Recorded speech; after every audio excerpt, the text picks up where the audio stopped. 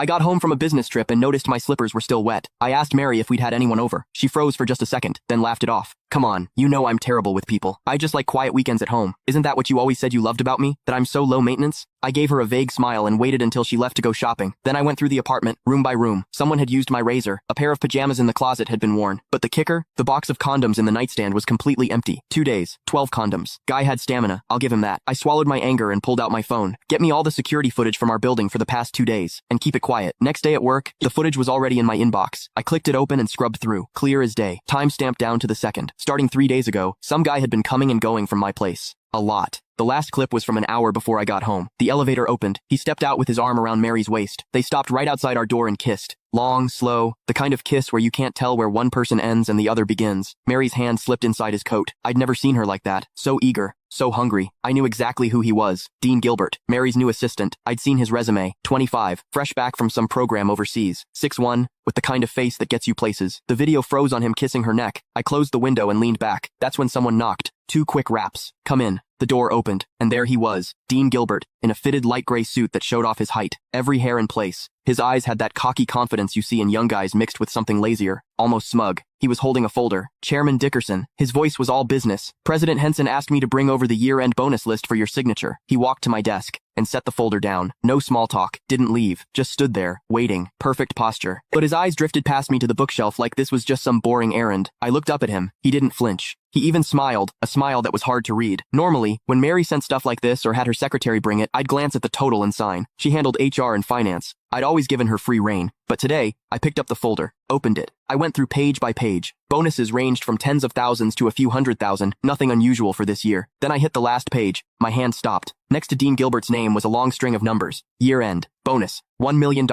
And in the notes, +1 company BMW, 730 Li, $1 million. A BMW 7 Series, for an assistant who'd been here less than 6 months. I stared at that number for 2 seconds. Then I looked up. Dean was watching me. That little smile had gotten bigger, and there was something in his eyes, now impatience. Chairman Dickerson, is there a problem? His tone was still polite, but there was an edge, a push. Miss Henson is waiting to head out. He made sure to emphasize those last words. I picked up my Mont Blanc pen and uncapped it. The tip hovered over the signature line. Didn't touch down. Mr. Gilbert, you've been with the company about 5 months now, right? My voice gave nothing away. 1 week shy of 5 months. Quick answer. Smooth. I said nothing. I signed. Thank you, Chairman Dickerson. He took the folder back, flipped to check my signature, then closed it. And right as he turned to leave, I caught it. His lips moved. Fast and silent. No sound. But I could read it clear as day. 3 syllables. Old bastard. He didn't even bother closing the door behind him. I stayed in my chair. Didn't move. The pen cap clicked back into place. Sunlight streamed through the window, falling across my desk. Almost too bright. I buzzed my secretary.